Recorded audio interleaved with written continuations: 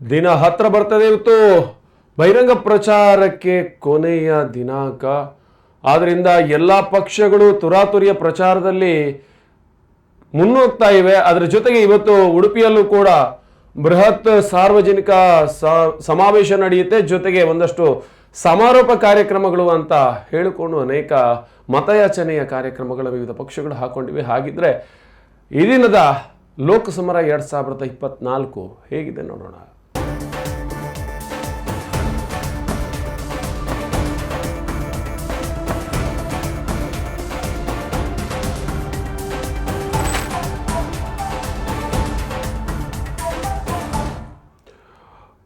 ಕಾರ್ಕಳದಲ್ಲಿ BJP ಬೃಹತ್ ಮಟ್ಟದ ಸಮಾವೇಶವನ್ನು ಆಯೋಜನೆ ಮಾಡಿಕೊಂಡಿತ್ತು. ಈ ಸಂದರ್ಭದಲ್ಲಿ ಕೋಟಾ ಶ್ರೀನಿವಾಸ್ ಪೂಜಾರಿ ಅವರ ಪರ ಮತಯಾಚನೆ ಮಾಡಲಾಯಿತು. ನಾವು ಹಾಕುವ ಒಂದು ಮತ ದೇಶದ ಭದ್ರತೆಯನ್ನು ನಿರ್ಧರಿಸುತ್ತೆ.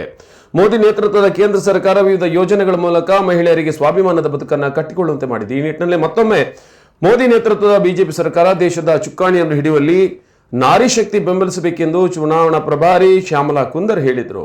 ಅವರು ಕಾರ್ಕಳ ಮಂಜುನಾಥ ಪೈ ಸಭಾಂಗಣದಲ್ಲಿ ನಡೆದ ಮಹಿಳಾ ಕಾರ್ಯಕರ್ತರ ಸಭೆಯಲ್ಲಿ ಮಾತನಾಡ್ತಿದ್ರು. ಪಕ್ಷವನ್ನು ಮುನ್ನಡೆಸುವ ಜವಾಬ್ದಾರಿ ವ್ಯಕ್ತಿಗಿಂತ ಪಕ್ಷ ಮುಖ್ಯ, ಪಕ್ಷಕ್ಕಿಂತ ದೇಶ ಮುಖ್ಯ ಎಂಬ ಸಿದ್ಧಾಂತದೊಂದಿಗೆ ಬಿಜೆಪಿ ಕಾರ್ಯಕರ್ತರು ಕೆಲಸ ಮಾಡಿಕೊಂಡು ಬಂದಿದ್ದೇವೆ. ಸಾವಿರಾರು ಕಾರ್ಯಕರ್ತರ ಶ್ರಮದ ಫಲವಾಗಿ ಬಿಜೆಪಿ ಪಕ್ಷ ಇಂದು ಉತ್ತುಂಗದಲ್ಲಿದೆ ಎಂದು ಹೇಳಿದರು. ಈ ಸಂದರ್ಭದಲ್ಲಿ ಬಿಜೆಪಿ ಕ್ಷೇತ್ರಾಧ್ಯಕ್ಷ ನವೀನ್ ನಾಯಕ್, ಚುನಾವಣಾ ಪ್ರಭಾರಿ ಶ್ಯಾಮಲ ಕುಂದರ್, ಜಿಲ್ಲಾ ಮಹಿಳಾ ಮೋರ್ಚಾ ಅಧ್ಯಕ್ಷೆ ಸಂಧ್ಯಾ ರಮೇಶ್, ಕಾರ್ಕಳ ಮಹಿಳಾ ಮೋರ್ಚಾ ಅಧ್ಯಕ್ಷೆ ವಿನಯಡಿ ಬಂಗೇರ ಮೊದಲಾದವರು ಉಪಸ್ಥಿತರಿದ್ದರು.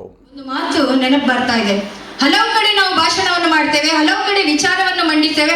ಆದ್ರೂ ಕೂಡ ಕಾಂಗ್ರೆಸ್ಸಿನ ಗ್ಯಾರಂಟಿಯ ಬಗ್ಗೆ ಸ್ವಲ್ಪ ಒಲವು ನಮ್ಮ ತಾಯಂದಿರಿಗಿದೆ. ಯಾವುದೇ ಒಂದು ಗ್ಯಾರಂಟಿಗೆ ನಾವು ಆಮಿಷವನ್ನು ನಾವು ತೆರಳಬಾರ್ದು. ಅದರಿಂದ ಗ್ಯಾರಂಟಿ ಸಿಕ್ಕಿದ್ರೆ ಅದು ಸ್ವಲ್ಪ ದಿನ ಮಾತ್ರ. ಯಾಕೆ ಹೇಳಿದ್ರೆ ಇವತ್ತು ಗ್ಯಾರಂಟಿಯಿಂದ ನಾವು ಜೀವನವನ್ನು ಸಾಗಿಸ್ಲಿಕ್ಕೆ ಸಾಧ್ಯ ಇಲ್ಲ.